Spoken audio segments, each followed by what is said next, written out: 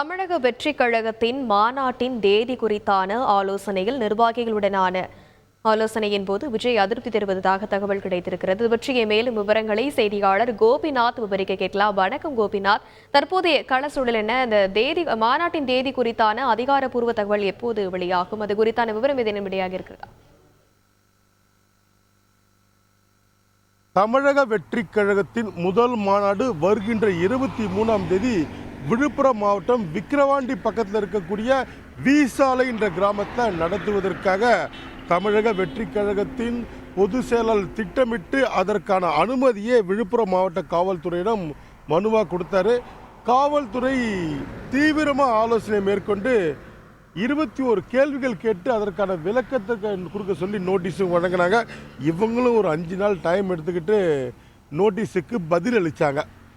நீண்ட இழுபறிக்கு பின்னர் 33 நிபந்தனைகள் கூடிய அனுமதியை காவல்துறை வழங்கிச்சு. வருகின்ற 23ஆம் தேதிக்கு மட்டும்தான். நம்ம பார்த்துட்டு இருக்க காட்சிகள் சென்னை திருச்சி தேசிய நெடுஞ்சாலையில் இருக்கக்கூடிய மாநாடு நடைபெறும் இடம். இடதுபுறம் மாநாடு நடைபெறும் இடம், வலதுபுறம் வாகனங்கள் நிறுத்துவதற்காக திட்டமிட்டுள்ள அந்த பகுதி. இந்த பகுதியில் 45 ஏக்கருக்கு மேலே இந்த பகுதியில் நிலப்பரப்பு இருக்குது. இது விழுப்புரம் தொழிலதிபரோட ஒரு இடமாக பார்க்கப்படுகிறது. தமிழக வெற்றி கழகத்தின் முதல் மாநாடு திட்டமிட்டபடி 23ஆம் தேதி நடப்பதற்கு வாய்ப்புகள் மிக மிக குறைவு. நம்ம பார்த்துட்டு இருக்க இந்த பகுதியில் எந்தவித பணிகளுமே மேற்கொள்ளலை. தரையை சமதளப்படுத்துறது கூட எந்த நடவடிக்கையும் மேற்கொள்ள. மேலும் அனுமதி கோரி அனுமதி வழங்கப்பட்ட நாள் முதல் மிக குறைந்த நாட்கள் இருப்பதாக அவங்க தமிழக வெற்றி கழகத்தில் முடிவு செய்து மேலிடத்தில் கட்சியின் தலைவர் நடிகர் விஜய் கிட்ட பேச்சுவார்த்தை நடத்துகிறாங்க. தேதியை மாற்றி வைக்கலாம் அப்படின்னும் போது நமக்கு கிடைச்ச தகவல் படி அடுத்த மாதம் 13 அல்லது 15 2 தேதிகள் அவங்க கட்சிக்காரங்க நம்மகிட்ட சொல்கிறாங்க. இதற்கான ஆலோசனையை தொடர்ந்து தற்போது சென்னையில் நடந்துட்டுருக்கு. தேதி தள்ளி செல்வதால் நடிகர் விஜய் அதிருப்தி அடைஞ்சதாகவும் நம்ம கிடைச்ச தகவலை பார்த்துட்டு இருக்கோம். மாநாடு நடைபெறும் இந்த இடத்துல நம்ம பார்த்துட்டு இருக்க இந்த பகுதி வாகனங்கள் நிறுத்துவதற்கான இடமாக தமிழக வெற்றி கழகத்தினர் அந்த மனுவில் கொடுத்தாங்க. நம்ம பார்த்துட்டு இருக்க காட்சிகள் சென்னை திருச்சி தேசிய நெடுஞ்சாலையிலே இருக்கக்கூடிய இந்த 45 ஏக்கர் அவங்க குறிப்பிட்ட அந்த அளவு.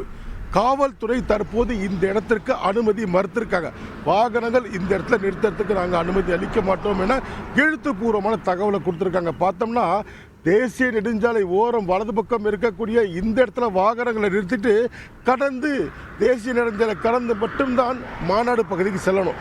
கடுமையான போக்குவரத்து பாதிப்பு ஏற்படும். அதனால் இந்த இடத்திற்கு அனுமதி இல்லை அப்படின்றத காவல்துறை திட்டவட்டமாக மறுத்திருக்காங்க. இது தமிழக வெற்றி கழகத்துக்கு வைக்கப்பட்ட ஒரு செக்காகவும் அந்த கட்சியினர் பார்க்குறாங்க. மேலும் காவல்துறை சொல்லக்கூடிய விஷயங்கள் போக்குவரத்து பாதிப்பு இல்லாமல் மாநாடு நடைபெறக்கூடிய 85 ஏக்கரில் 50,000 பேர் மட்டும் தான் வரப்போகிறாங்க.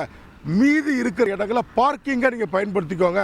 வாகனம் நிறுத்தும் இடத்திற்கும் உட்காரும் இடத்துக்கு நடுவில் தடுப்பு அமைச்சு அந்த பகுதியில் சுமார் நீங்கள் சொல்லக்கூடிய 85 ஏக்கரில் ஒரு 10 ஏக்கர் கூட மேடை மற்றும் அத்தியாவசிய இடங்களுக்காக ஒதுக்கீடு செய்தாலும் மீதி இருக்க பகுதியை பார்க்கிங்கு பயன்படுத்திக்கிட்டு 50,000 பேர் மட்டும் உட்காரட்டும் அப்படின்னு சொல்லி தற்போது காவல்துறையினர் தமிழக வெற்றி கழகத்திற்கு அறிவுரை வழங்கியிருக்காங்க. இந்த இடத்த பார்க்கிங்க்கு அனுமதி மறுத்திருக்காங்க. தேசிய நெடுஞ்சாலை என்பதால் காவல்துறை தெரிவிக்கக்கூடிய அச்சம் கடுமையான போக்குவரத்து பாதிப்பு ஏற்படும். அதற்காக இந்த இடத்த அனுமதி மறுத்திருக்காங்க. தொடர்ந்து சென்னையில் நடிகர் விஜய் தலைமையில் ஆலோசனையும் தொடர்ந்து நடந்துட்டு இருக்கு. அதிருப்தி அடைஞ்சிருக்காரு தேதி தள்ளி போவதில். காரணம் பார்த்தீங்கன்னா தீபாவளி மாதம் வருது.